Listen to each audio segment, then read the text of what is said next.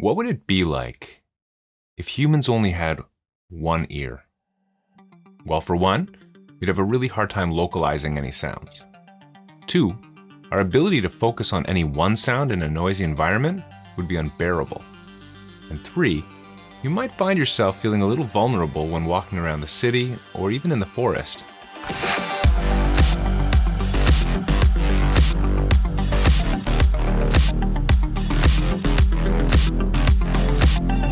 Welcome back to another episode of WhySound. Today we're going to talk about two specific aspects of hearing: localization and object recognition, and how those pertain to product sound design and brand. So why do we have two ears? Well, balance is nice, but aesthetics aside, our ears work together, kind of like a sophisticated inverse GPS. When a sound arrives at our ears, it arrives at slightly different times and slightly different levels. This is called interaural time difference and interaural level difference. And our brain takes these differences and processes them to give us an idea of where a sound is coming from in front of us. Now, it's not a perfect system. There's an area just in front of us and behind us called the cone of confusion. And this is where we have a hard time telling the difference between what's in front of us and what's behind us. So oftentimes we'll turn our head to get a better sense of whether it's in front of us or behind us. For our ancestors, this was a matter of survival. Knowing if the sound they heard was coming from the left or the right or right behind them could be the difference between escaping danger and becoming dinner. Now, localization still plays a role today, whether that's walking through a city, walking through the forest, whether you're having a conversation with somebody, especially at a party where there's other noises, as well as enjoying an immersive audio experience or trying to figure out which device in your house made a notification sound. So let's bring this back into product sound design. Think of a sound that you hear every day. Something from your cell phone. Let's say you put your cell phone down somewhere in the house and you hear a notification. Good product sound design leverages our ability to localize sound and recognize its source.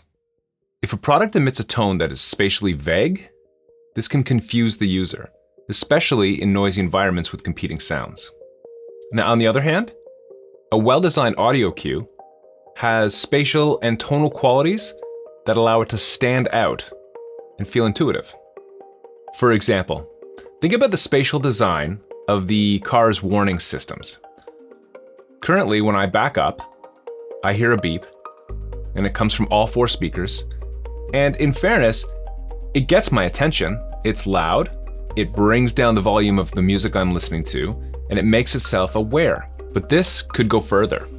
The car could utilize spatial audio to project the tone from the exact position inside the car that corresponds to the exact position outside the car where the obstacle exists. This would create an immediate and intuitive location for the driver without having to look at a screen. It just makes it so much faster and so much easier because we're naturally going to turn our heads to where we hear a sound. It's hardwired into our system. Now that is intentional design, using localization to create an even more intuitive user experience. Now, localization is only one piece of the puzzle. There's also object recognition. That's the ability to recognize a sound and recognize its source. Humans are hardwired to associate sounds with specific tasks or actions. Think of the crinkle of a candy wrapper, for instance, that might signal snack time, or the sound of jingling keys might signify that someone's about to leave, or perhaps the opening of the soda can that can trigger feelings of refreshment. Now, for brands, these associations are gold. An example of this that might be a little biased could be the Apple startup sound. It's not just a sound, it's a promise of quality, creativity, and a well-built product. Now that's just me, and that's my associations with it. But this is what brands can leverage to create an emotional connection to your product through sound design. Compare that to a jarring sound in your product. This can actually disassociate somebody from your brand, causing dissonance and discomfort. As sound designers, it's our job to tap into these principles, localization and object recognition, to craft sounds that are both memorable and meaningful. And it's really not that hard if you thoughtfully design your audio experience. So the next time you hear a notification sound, a closing door, the sound of a can opening, take a moment to appreciate how your two ears are working together to create a memorable experience.